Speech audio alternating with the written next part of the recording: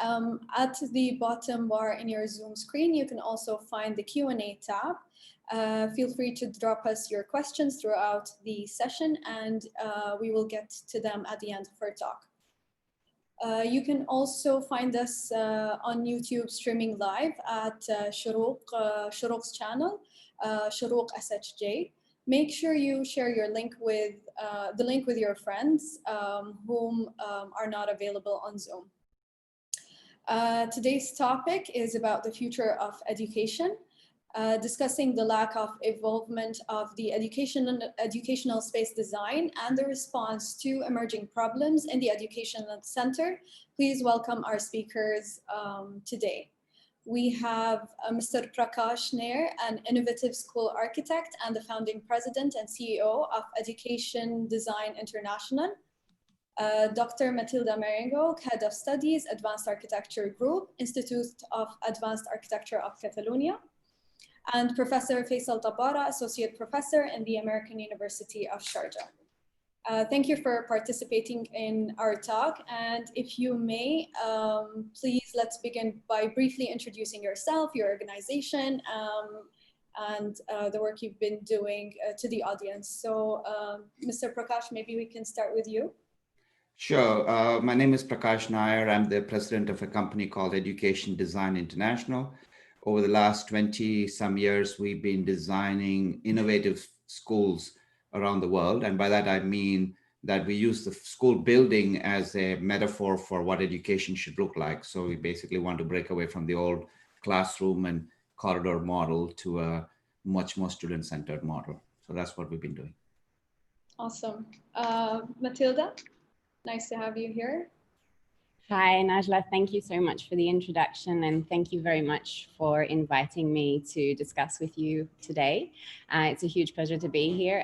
My name is Matilde Marengo. I'm head of studies at the Institute for Advanced Architecture of Catalonia, which is an education, research, digital fabrication and promotion center, which is based in Barcelona.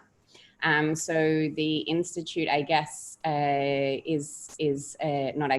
was founded around the concept of advanced architecture. So dealing with architecture, which is no longer just physical, but also digital, and its symbiosis with the potentials of advanced and new technologies.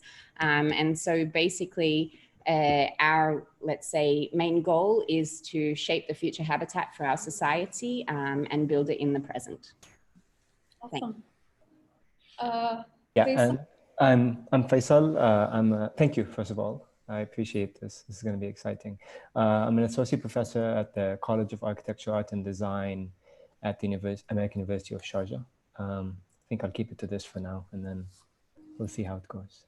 All right, thank you so much. So just before we start with the questions, I would like to remind our attendees that the talk is being translated to Arabic live. You can just change the channel. So allow me to start with you, Prakash. The current global events have impacted the education sector massively and accelerated the need for a solution. So how do you think the teaching model should change to ensure efficiency in the digital world? Well, as I said before we were talking, basically most of the world is trapped in what we call a teacher-centered model of education, which is unfortunately something that we've inherited from the industrial age. And that model still is prevalent. And what we really need is a student-centered model, which is the image at the bottom here. And that requires a lot of effort. But fortunately, we've been making some moves towards a student-centered model of learning over the last, I would say, 15 to 20 years. We're still talking about maybe 2% of 3% of the entire world that's practicing this new model, which is what it should be, because we're not in a factory industrial era anymore. And so essentially what's happened during COVID, unfortunately, is we've kind of taken a step backward. And if you look at all these pictures from various parts of the world in the post-COVID or during COVID era, this is what you see. It's completely back to a factory model of education. So to me, that's going backwards. So we really need to get back to a student-centered model. And as you can see, this is all teacher-centered. And these are before COVID, by the way. So it's not This is in the COVID phenomenon. So this is again from the Middle East. And so this is a throwback to 100 years ago. This is the exact same model. So it makes absolutely no sense. As they say, the bigger the lie, the easier it is to sell. So what I'm talking about is we need to go back to something like this. This is one of our schools. This is what a student-centered space looks like. So with that, I'm going to stop and let other people answer. Faisal, also since you've been working in the American University and you've been also one of those who's been forced to go through distance learning from a teacher's perspective or an instructor's perspective. So the link between the space, student, and the teacher is lost a bit in the virtual world, if I may say. So how can educators and faculty members bridge that gap and extend the school atmosphere virtually and make sure that students are still mentally stimulated and energized? I mean, I'm almost potentially fortunate to have had that experience, because we've been talking about some form of blended learning or digital learning for a while now. And I couldn't have seen that come maybe for 5 or 10 years. And I think the first thing that comes to mind is, you also hear about this, right? The Zoom fatigue. There's been enough Zoom fatigue papers and articles that immediately came up in the first month. And I think there are opportunities. So, I mean, part of the Zoom fatigue comes from, it becomes really hard to gauge your audience, right? It's really hard to gauge the students. There are social cues that we can rely on in a kind of face-to-face environment, such as body language, to understand whether my delivery is working or whether the conversation is flowing. But when you're staring at a screen, it's a little bit harder than that. But what I actually think, there are opportunities there that I immediately saw, which is you can start to sort of shift from a rigid, what Prakash is calling a teacher-centered model, into a much more conversational model, right? I found myself asking much more questions. I found myself enabling the students to take hold of the class. It is a digital space, but they're essentially taking hold of the class, not the classroom, because we're not in the space, but they're essentially owning the class, that sort of chunk of time. And they're essentially lead their own education. Even within the kind of like the 6 weeks or 2 months that we've had, I think this shift to potentially some form of blended that includes a digital space.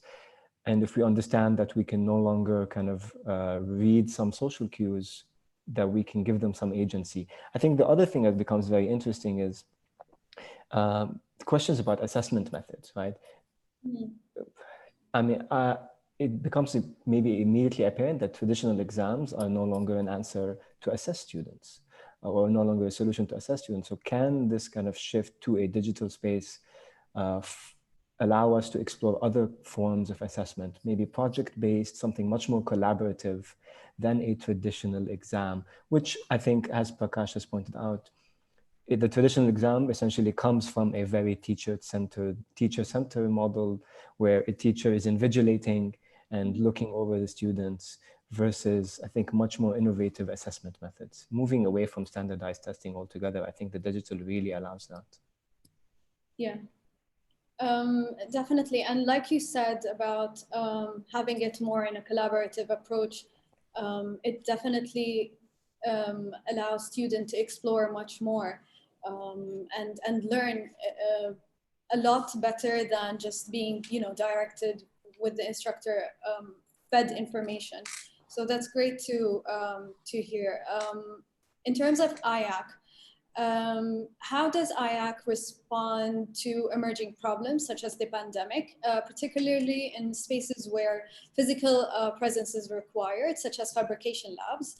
And even so, how do you sort of shift the curriculum or topics that students are working on to respond actually and come up with possible solutions for a lot of the consequences of such events?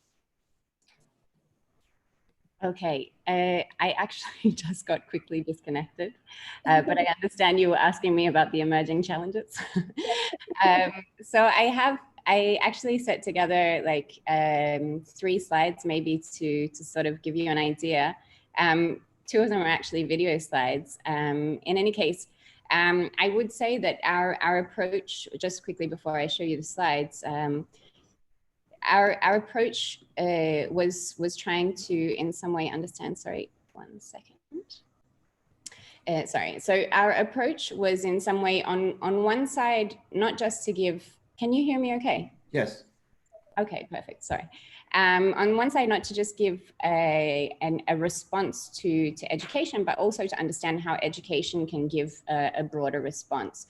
So in that sense, I completely agree with what Prakash and Faisal were saying before, understanding how education can become also a collective platform to some extent, to respond to meaningful questions, and maybe not only looking at like a student-centered educational approach, but also understanding how we can learn by doing. So in this case in particular, I guess we've taken that learning by doing a step further, and we're looking at how we can learn by living and new ways of living. So we, on let's say a community-centered response, got together with a series of makers based not only in Barcelona, but a global network who were putting together solutions or designs to be able to produce elements that medical staff needed and that weren't necessarily super accessible. So what we did was our first step was to dismantle our laboratory in the facility and distribute it into our houses. We also looked at how we could engage with the content or the topics that are being treated within our master programs. So for example, with the team of the Master in City and Technology, of which, by the way, Najla is one of our alumni, we got together and collected open data on, for example, how many hospital beds were available in Spain, and what kind of sort of distances you have. So to understand how we could optimize also the physical resources within the territory. We also obviously adapted to online learning.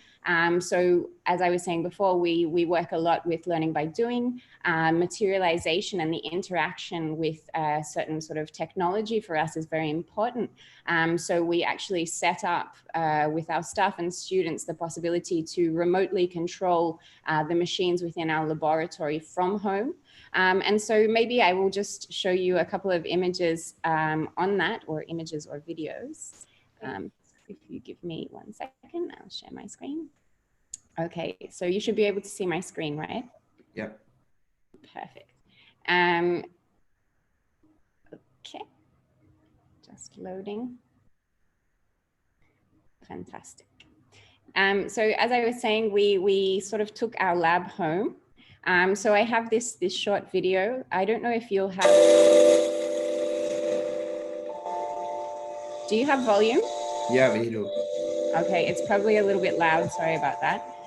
But basically, what I was saying was that we dismantled our laboratory, took our machines, 25 printers from the lab, to the houses of 15 staff members and students. So we had 10 houses that became our distributed laboratory within the context of Barcelona. And we were printing face shields, masks, and other instruments that were useful.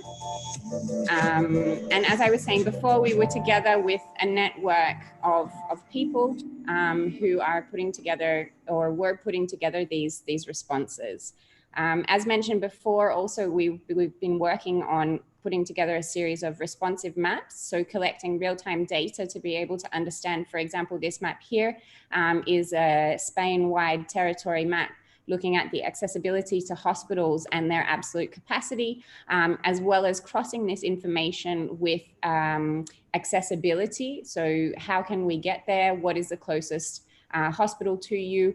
What is the closest hospital with available beds? And so we put together all of this information. There's a whole series of maps. I think if you'd like to go to this link here, you can find several series of maps that we're working on understanding how we can use the technologies or the tools that we use to develop or collect and process data within our Master in City and Technology for the greater good to some extent. And we also, as I was saying, we set up remote control for our lab from home. And we also distributed ourselves into our houses. So we, as everyone else did, continued working remotely. In some way, I guess we were more connected than ever. So we adapted our learning formats to e-learning, but also there just now you saw some images. We have a self-sufficient laboratory in Valdaura, which is just outside of Barcelona. And it's 20 minutes away from the center of Barcelona, where we actually have an immersive program. So they continued learning and working in the physical space. This is also another image of that. We collaborated with a lot of people. So there was a nice opportunity to sort of connect with people who maybe we wouldn't have been able to connect with before. We connected our machines and the technology. We celebrated, so we had a lot of birthdays in coronavirus times, and this is the preparation of the maps that I was discussing. We also shared, so we did a lot of events online to be able to share what we were working with. And so we were a group of hyper-connected people from many, many different places around the world, but all connected online. So I would say that's how, to some extent, we face the challenges. We definitely, as I was saying, we're looking at understanding how not only we could continue education, but we could sort of enhance the impact of this education by answering some meaningful questions. Sorry, I'll just stop sharing my screen. Yeah, sorry. By answering, giving meaningful answers, to some of the emerging challenges that we were facing within this period, and also understanding how we can use these tools to sort of help us in the future, so in the next steps to deal with this. Super cool. It was really nice to see familiar faces working to help frontline workers. That's really nice. And it, as you said, that's the beauty of, I feel, education and research. You can immediately jump on things and just start, actually solving problems that are unprecedented and emerging. So that's really great to hear. Can I maybe just carry on from Matilda's video? I think we're both fortunate to be essentially teaching within design studios, which could potentially be unicorns in education, in the sense that they're really built on a collaboration, and they're also built on not essentially creating cellular educational spaces. They're typically big open spaces where students take agency, and they blur. So a studio space is essentially where you communicate, where you produce, where you read, where you do everything, versus a classroom and a lab and a library. So I think there's something to be said about essentially exporting that model to other disciplines that might be helpful. Mm-hmm. I don't know if I can quickly answer, because there were two questions in the chat for me about what I just said. Can I answer those now, or should I wait for later? Maybe for later, we can keep them. We'll just get back to them in the end. Okay, so Prakash, you have been quoted comparing schools to prisons. And the quote was that you provide less square foot per student in a classroom than you provide a prisoner.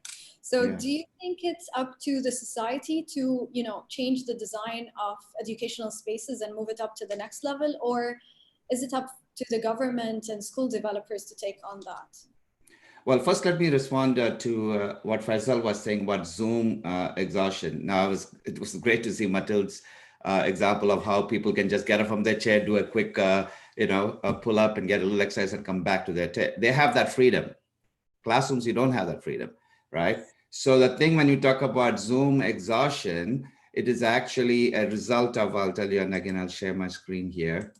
It's a result of this model, meaning that essentially what we have done, we have taken the factory model of school and we have brought it to the online world. Matilda's thing was so refreshing, because that's not what, unfortunately, schools are doing. I wish every school were doing what you just showed, but that's not what happened. Like when my son was not able to go to school, he essentially sat at a computer.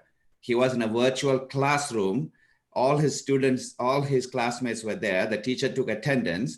And then she did the same thing that she would have done had they been in the room.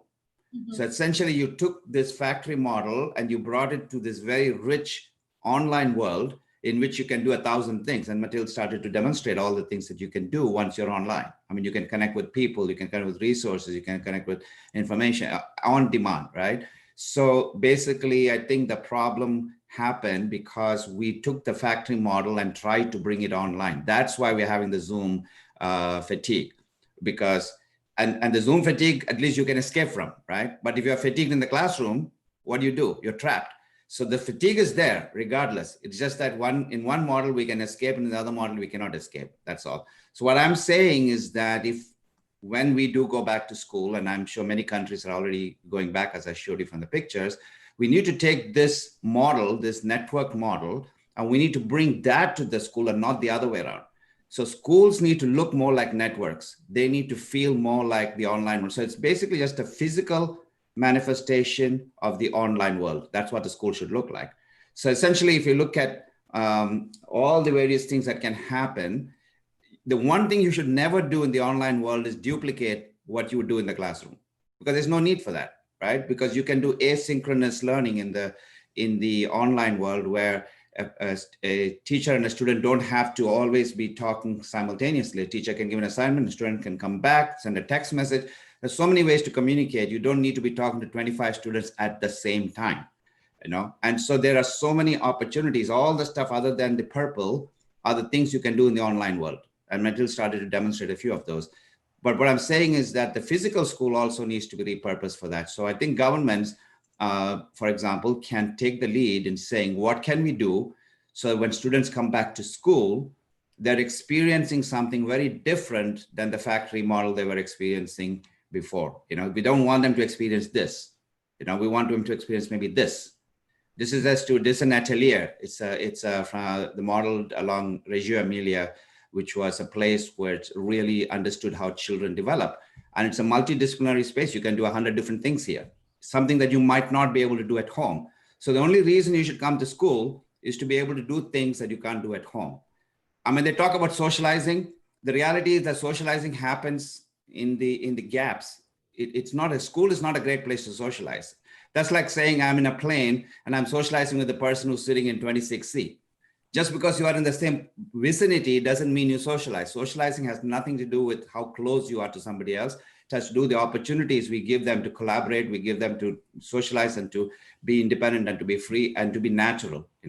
That's what socializing is all about. So what I'm saying is, this is what governments should go back and take a hard look and say, now that we have this opportunity, let us, and if there's more time later, I'll show you specific examples of how this can be done for very, very low budgets. You can renovate and completely redo existing schools so that they look like this. And I can give you some ideas of how that can be done. Can I make a quick comment or maybe a question to Prakash? Sure. I think like what you're saying is really interesting, and actually it's funny because we actually consider ourselves a factory of ideas, but we don't work with this kind of hierarchical factory sort of concept that you were talking about. Actually, our building is an X factory, so it's very much a workshop space. It's very much a hands-on, get dirty, actually get filthy kind of space. But one thing, I mean, we mainly have we have master students and postgraduate students. So let's say there are some questions, I guess, that in elementary or maybe high school learning come to mind in relation to sort of this online learning system. And one of them is how much access is there to the technology necessary? Because, for example, my brother has 3 children and him and his wife don't own 5 computers. So, for example, how can you ensure that each child can, even with the asynchronous learning, actually have the accessibility to the technology that allows them to learn? And then the other question that I had was more a psychologically related one, or psychologically or related to security.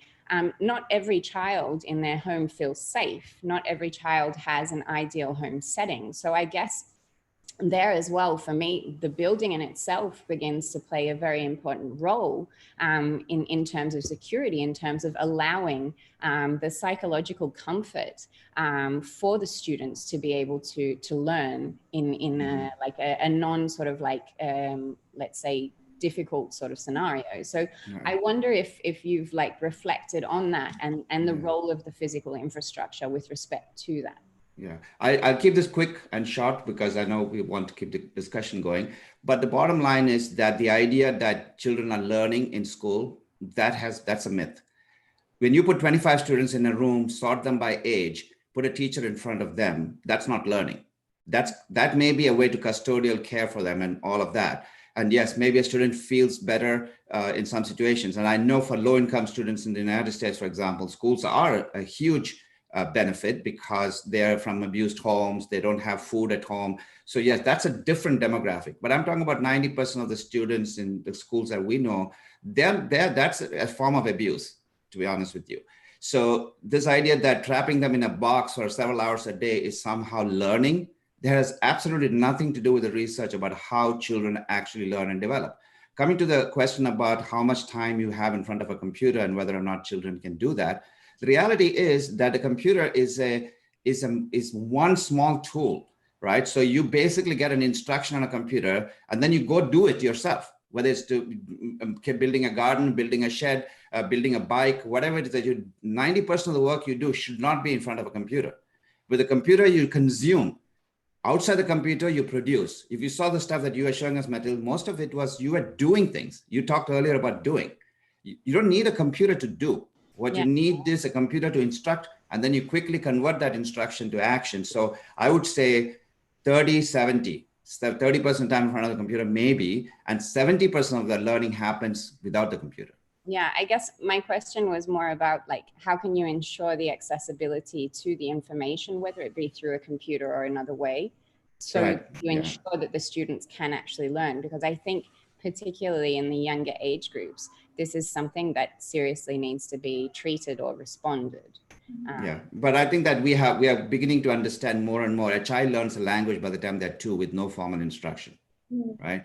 So this idea that unless you put kids in front of a teacher for several hours a day, they won't learn and they won't be able to survive in the real world, that has been disproven 1,000 times. Most people who are successful in the world were ones who were horrible failures at school. So this idea that school is somehow the magic to being successful, this has been disproven over and over and over again, you know? Yeah, I mean, and it's definitely quite interesting what you guys are shedding light into. And for me, also on the other side of the spectrum, there's the teachers, and the teachers have also been stuck sort of in this, you know, in this teaching model. So my next question to you, Faisal, as an instructor and as an educator, how do you think that teachers should be addressed when it comes to the design of the physical space, the educational space? How do we keep them in mind? Because I feel like they're often neglected in that role. I mean, there's 2 answers. The first one maybe I already answered, which is I'm generally fortunate that I do teach primarily within a design studio environment that is conducive to a collaborative and open and student-led experience. That being said, I've also been in classrooms, typical classrooms where I have found that I have to revert to a model where I have to instruct or just deliver information without having any kind of collaborative situation between me and the students. And sometimes, I mean, what we also don't talk about is, at least we do a lot of this at the US, which is collaborative teaching, right? So there are times where like there's 4 of us who are essentially studio instructors talking to a larger group of students. And to do that, and we actually have kind of like a large open space in which we really kind of organize however we need on the day. But again, I also think that's a unicorn situation. It's like not many people have access to that. Yeah. So maybe the second part of the answer is that all stakeholders should probably be engaged in a kind of a school project, right? A school design project. It really kind of shouldn't be an architect receives a brief, to design a school with X capacity and X classrooms. And to quote Prakash's corridor and classroom model essentially emerges, right? There's this other condition, and where you can bring teachers into this is, and this is from like K to 16 probably, is to talk about pedagogy, to talk about how we deliver information, how we interact with students, how we assess students, right? That pedagogy and space should be interlinked. If we don't sort of decide or essentially discuss or even debate how we want to teach, then we will revert to typical, again, to quote you, sorry, Prakash, corridor and classroom models, right? Very cellularized. There's a line where I walk, and then I enter my classroom, and then I walk out, and then I go to playground or X. So I do think pedagogy, so this link between pedagogy and space really needs to be addressed from the bottom up. Yeah. The moment this brief is kind of given to an architect, there are teachers on the table essentially talking about how they want to teach. The thing is, yes, over the years, you've seen the evolution of, we've all seen the evolution of offices, for example. They've turned into open plan offices, they've turned into co-working spaces, but with schools, I'm not sure if it's because of the disciplinary, the thought that a school should be something where kids first learn discipline and they need to behave in order to listen. This psychological aspect probably have led to that. But what you were saying, Faisal, that teachers need to determine that they need to change that and break that, and how they want to teach definitely will influence moving forward the design of the educational space itself. So that's great to hear and to know that there are educators that are looking into changing that. The problem is that even though there's a study from Stanford that says that the best kind of professional development is when teachers can talk to other teachers. But what I'm saying is that traditional design of schools where a teacher is trapped in a box doesn't give them that opportunity. So you have actually taken the research which says that the more teachers talk to each other, the better students perform. But yet the physical design actually prevents that from happening. And what we are saying is remove those boundaries. And maybe this is kind of my experience, primarily sort of at an undergraduate institution in a design school. But it's not just teachers talking to teachers in front of students, but it's also teachers essentially sometimes disagreeing with each other in front of students, right? That allows students to become more critical. And sometimes they sort of, we as teachers, we come in and we know that we have different opinions on something, and we sort of amplify that, right? And of course, it's sort of in a collegiate way, but we amplify this because especially when students come from a sort of a highly STEM model where they're used to finding the right answer, or they're used to looking for the right answer, we need to construct these, or we need to deconstruct that, right? We need to sort of dismantle this search for the ideal answer. Yeah. One way to do this is to model the debate, right? And I think that really works well in a design education. And I would argue it probably can work well across.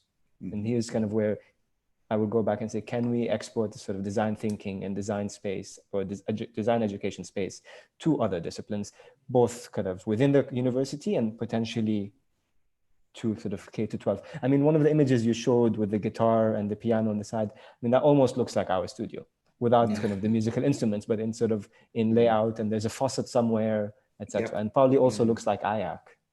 Yeah. Cleaner though.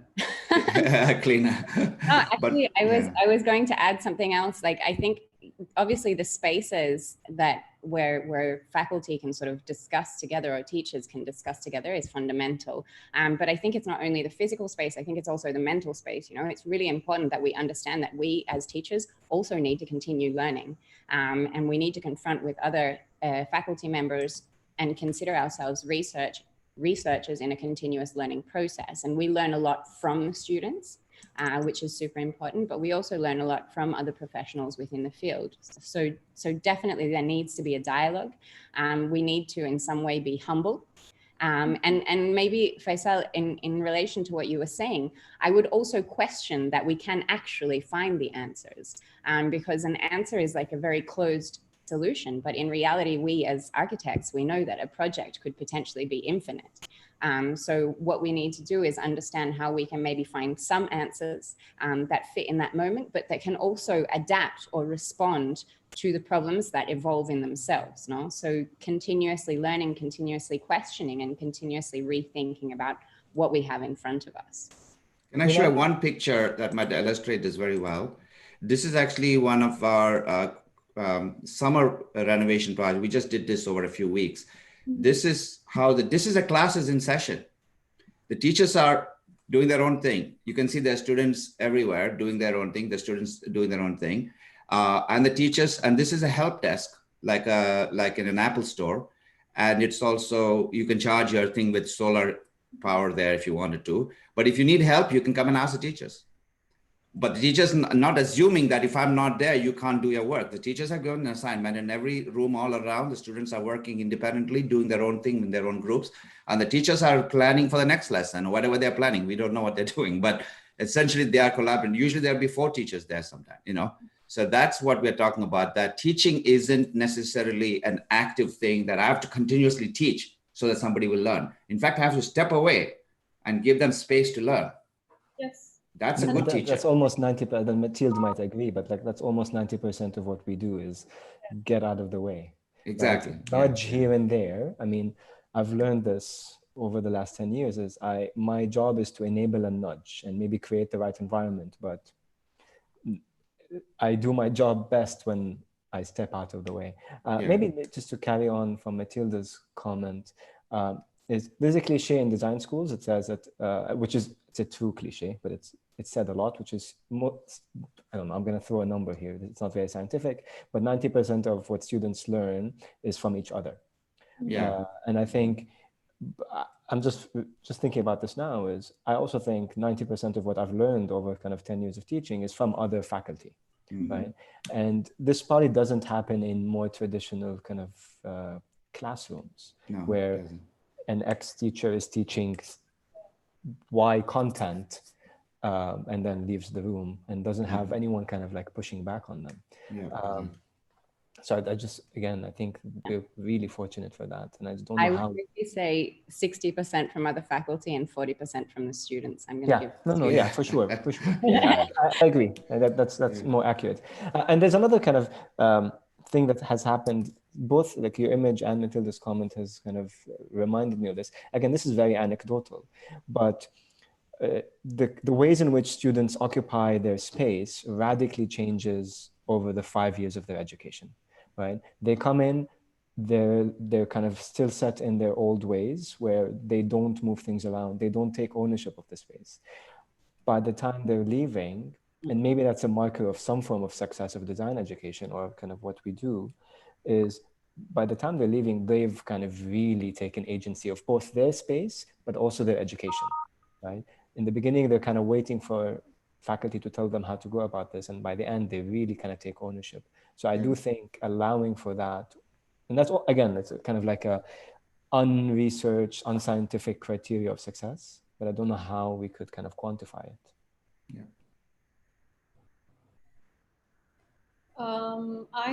I think I'll have one more like last question, and then we can move on to the Q&As.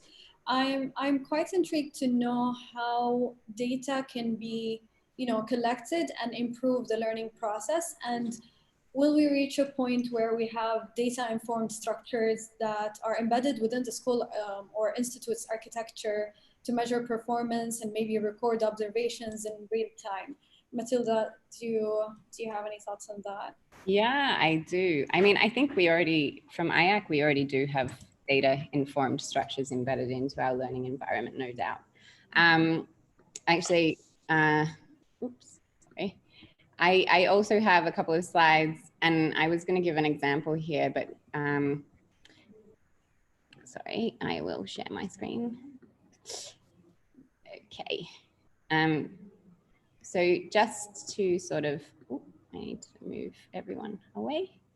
Okay, so just to give you an idea a little bit, as we were discussing before, this is IAC space. And for example, this is the main hall where we have in this point in time, we were building a 1-to-1 scale solar prototype here.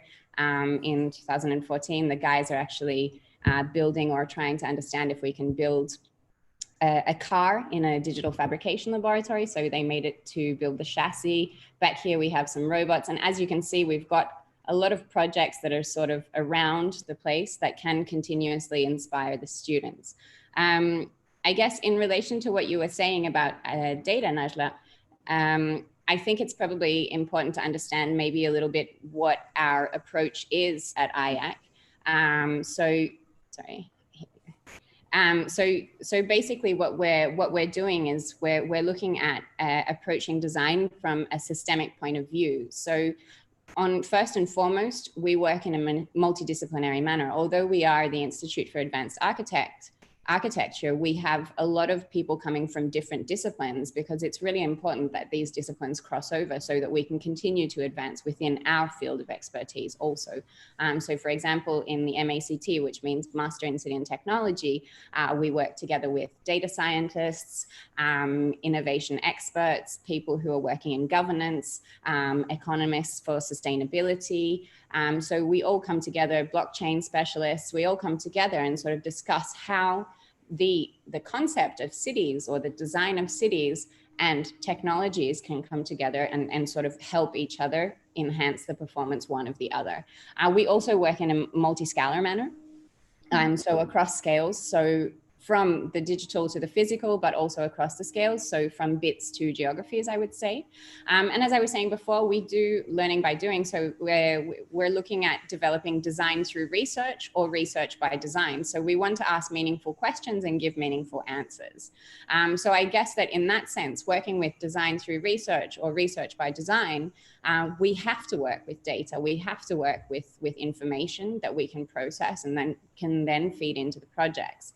As I was saying before, we work in learning by doing. So I would also almost sort of like say, you know, Prakash, for us, our biggest lab is actually the city that we're working in now. Yeah. So we go way beyond the classroom concept or the studio space concept, and we work with the city. So we're interested in working with real case studies. We're interested in working with real projects, with real-time information.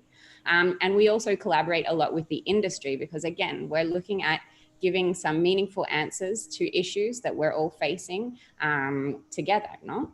We share information. That's also another super, super important thing, you know, like not containing the information, but understanding how you can share this information and help everyone grow together, no? So we work with distributed educational formats.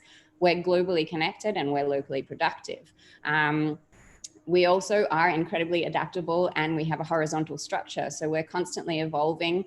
It's a dynamic environment. We review our educational programs every year to ensure that the content is at the most advanced level possible, that our faculty is working with what they need to be working with. And more importantly, as I was saying before, we're all researchers and we're all learning together. So it's not just about teaching in a hierarchical manner, but understanding that there is an exchange happening, and that this exchange helps both the students and the faculty and the researchers, the professionals that are engaging with our institute grow.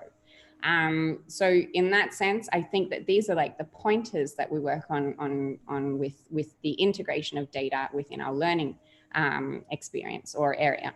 I have to say also, like, the fact that we are based in Barcelona is a huge benefit for us, because Barcelona is a city that invests a lot in technology and innovation. So for example, Barcelona in 2014 won the European Capital of Innovation, and it won it by introducing technologies or new technologies that allow to bring its citizens closer to the city itself.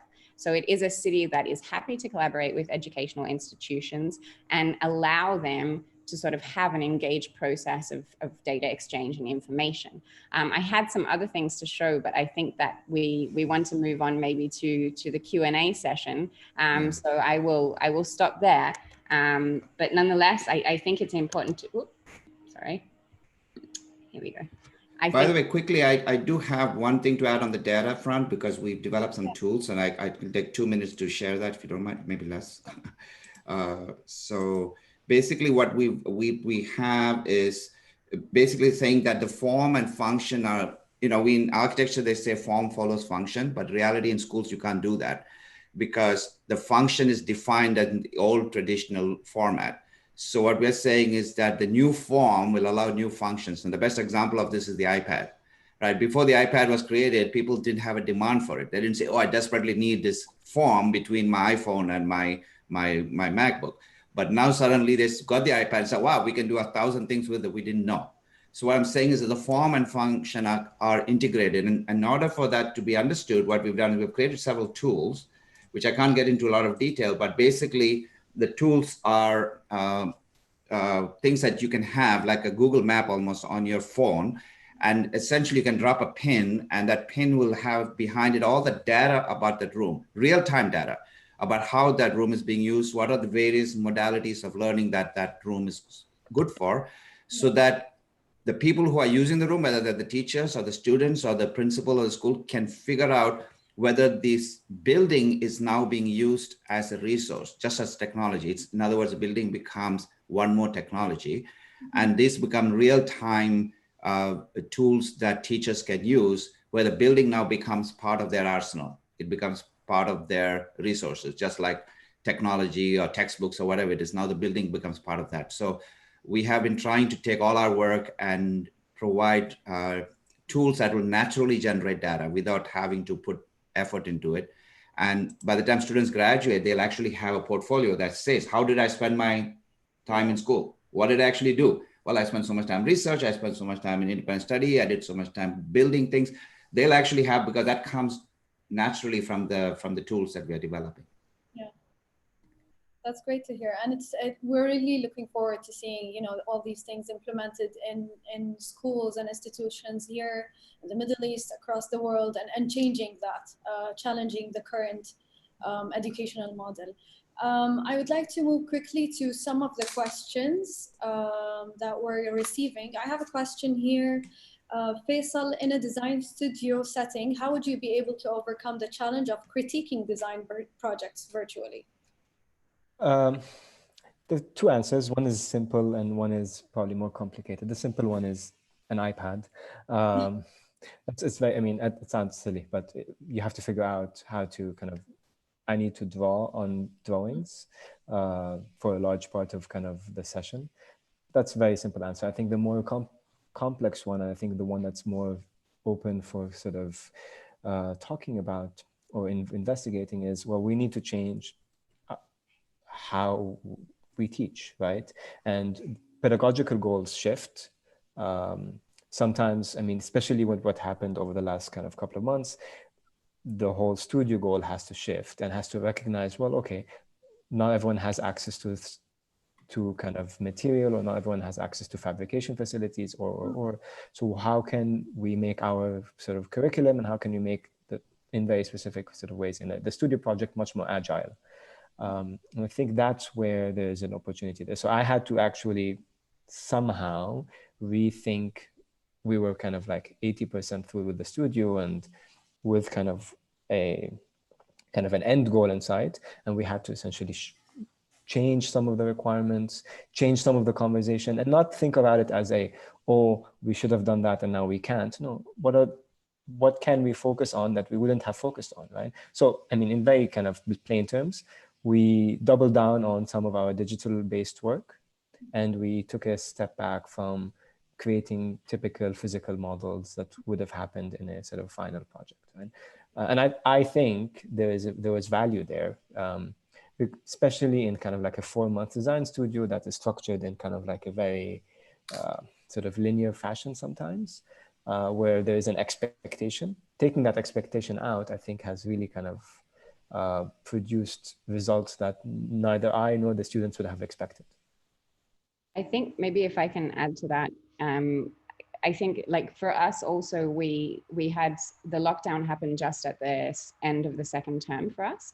So the courses that run over the second and third term, we had to sort of review exactly what content, what were the end goals of these courses. But what was interesting was that for the courses that happened in the third term, so that we still had we had like 1 month before they started, we actually set together this concept of working with, for example, kits. So what kind of tools or what kind of physical elements can people get access to? So for example, working with wood structures, maybe if we had been here in the Institute, we would have worked with wooden sticks, but you can actually use, for example, matchsticks to make small scale models and understand the structural performance of different sort of aggregations of these elements, or understanding how we can sort of distribute elements. So for example, we are part of the Fab Lab network, which is a global network.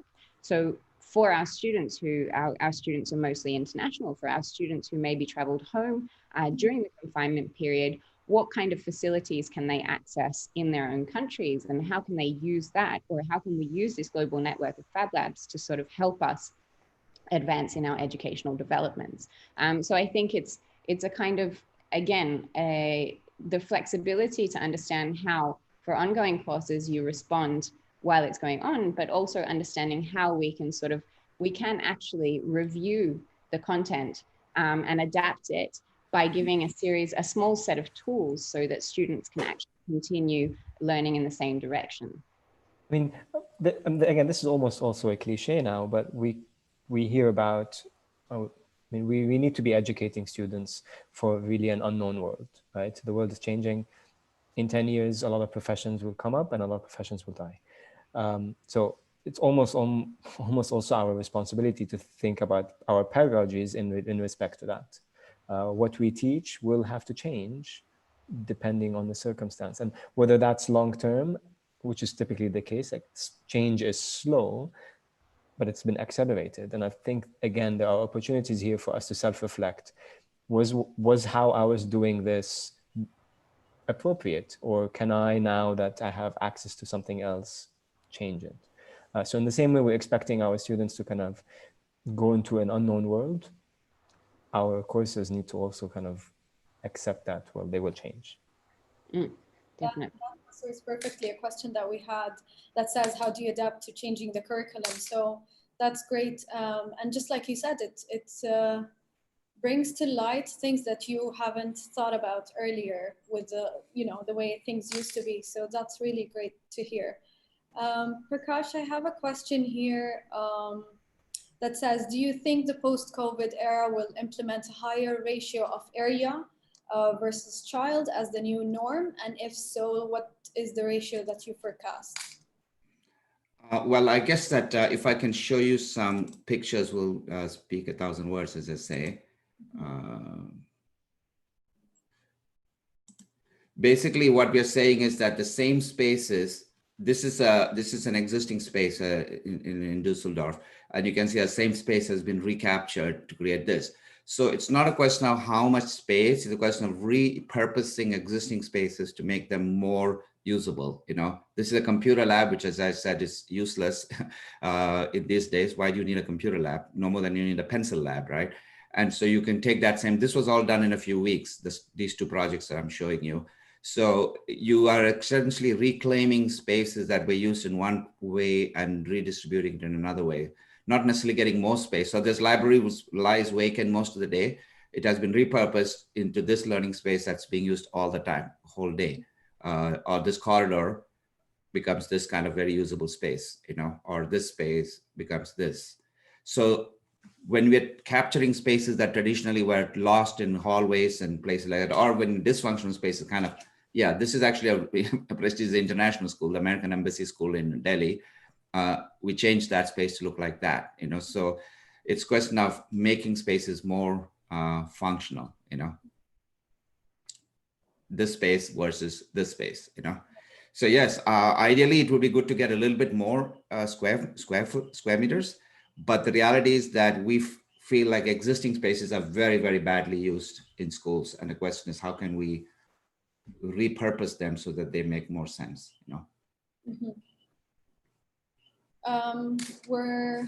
I think, is there any question that anyone is interested in answering that you have seen in the Q&A? Maybe like a final one. One thing I'll quickly say on the space is that somebody had asked about noise and will it be noisy? But because this is a question that comes up all the time. The sound has to do with acoustics. Acoustics is a science. It has nothing to do with the fact that you're sitting. It could be in a closed room with hard surfaces and it's going to be a horrible place acoustically. If you go into a hotel lobby, and many of us have been in that, you can see 17 things happening, and that everything is kind of happening quite well because they have dealt with the acoustics. So it's not the fact that it is open or closed, it is how well you deal with the acoustics and how you differentiate different areas, with the height differences and soft materials and all that kind of stuff. So, and lastly, the children's behavior changes in the kind of spaces we design.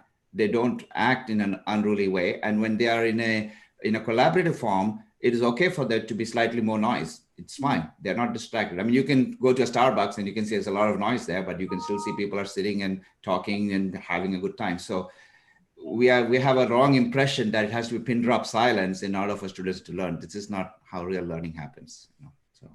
Can I just add two things to the last two sort of comments? I think not only, as Prakash was saying, should we adapt spaces to become more functional, but I think we definitely need to adapt them to become more flexible, because as Faisal was saying before, the future is becoming less and less certain. So I think it's really important that spaces can take on more than one function or as many functions as possible to be able to sort of engage with different kinds of activities. The other thing that I wanted to say was there were some questions about the curriculum adapting. And I think that I think in any case, with or without the pandemic, we need to critically reevaluate the curricula that we have every year, because while that year has gone by, new technologies have emerged, new issues have happened, we have new information, new science. So we need to be able to make sure that our educational sort of institutes deal with this information and the current challenges, not responding, let's say, to old news. We need to be at the forefront in education, and we need to be looking at research to be able to do that. So we, for example, at IAC, as I was saying, we reevaluate our program content at the end of every year, because it's really important to sort of question also ourselves critically, what is the content that students need to be learning? But I also think it's important that we, in some way, and this is a more complex question because it goes through governmental processes, et cetera,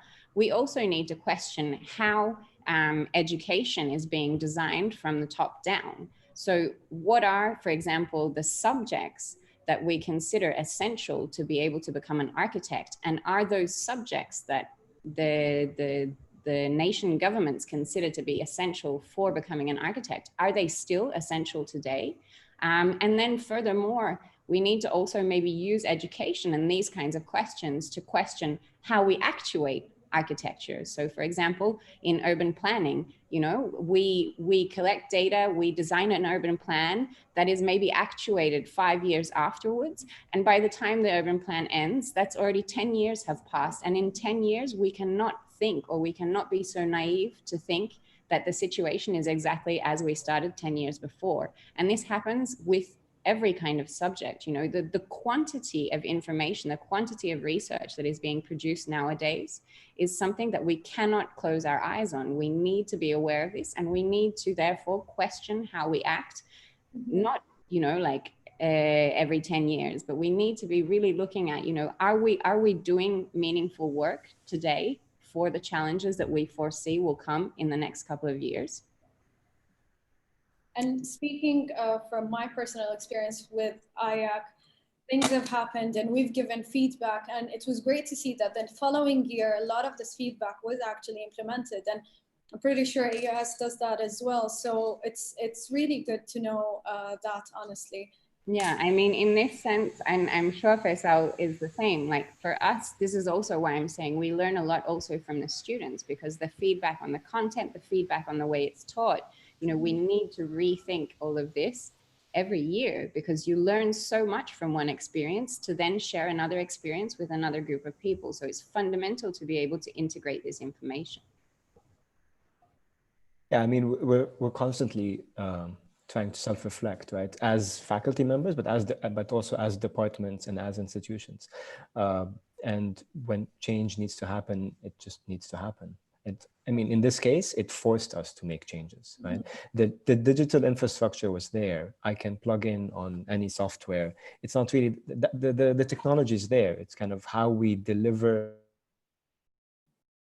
differently through that technology without, and there was one of the questions, without kind of negatively affecting the outcomes or without giving a less quality education, because at the end of the day, there's an ethical kind of point here, is that we need to still deliver a high quality education, one that empowers students to essentially go live, right, in this kind of hyper uncertain world.